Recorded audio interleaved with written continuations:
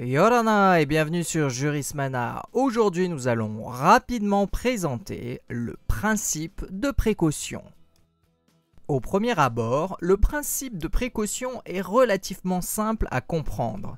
Ainsi, si l'homme ne peut pas mesurer les effets négatifs possibles d'une de ses activités sur son environnement, il a le devoir de renoncer à l'entreprendre.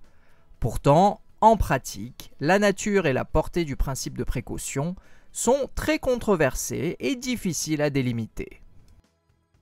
L'idée principale est que les autorités publiques doivent se saisir des risques pouvant affecter l'environnement et la santé, sans attendre de disposer de certitudes scientifiques sur l'existence des dangers et l'ampleur des dommages redoutés.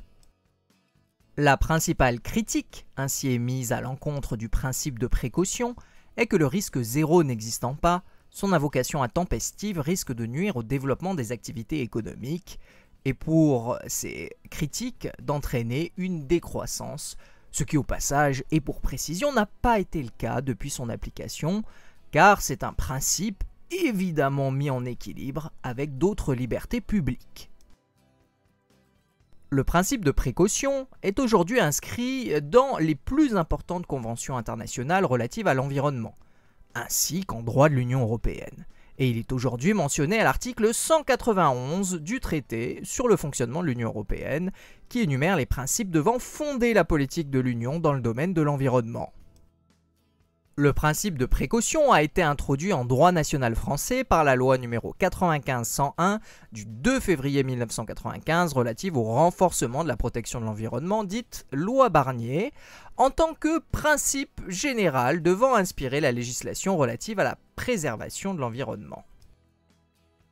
Il se trouve désormais présent à l'article L110-1 du Code de l'environnement, parmi d'autres principes généraux, et est défini comme le principe selon lequel l'absence de certitude, compte tenu des connaissances scientifiques et techniques du moment, ne doit pas retarder l'adoption de mesures effectives et proportionnées visant à prévenir un risque de dommages graves et irréversibles à l'environnement à un coût économiquement acceptable.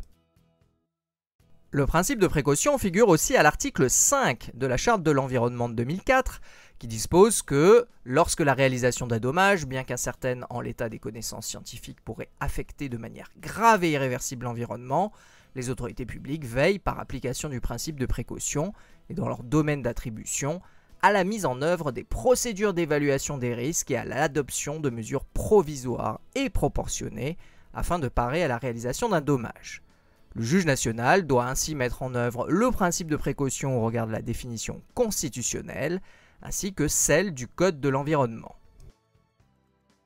Et voilà, nous en avons terminé avec cette présentation très rapide du principe de précaution. Merci à tous et à très bientôt sur Jurismana. Parheyane!